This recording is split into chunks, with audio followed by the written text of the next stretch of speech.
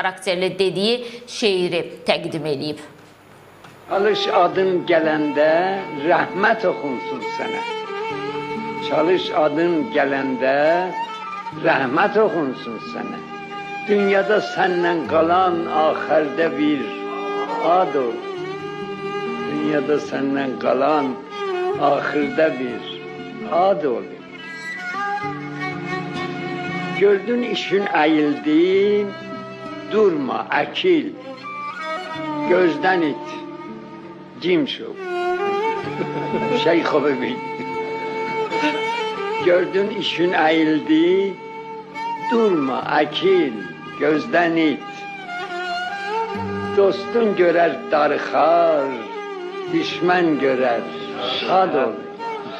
Dostun görər darıxar. Bəli, dahi Məmməd Hüseyn Şəhriyar.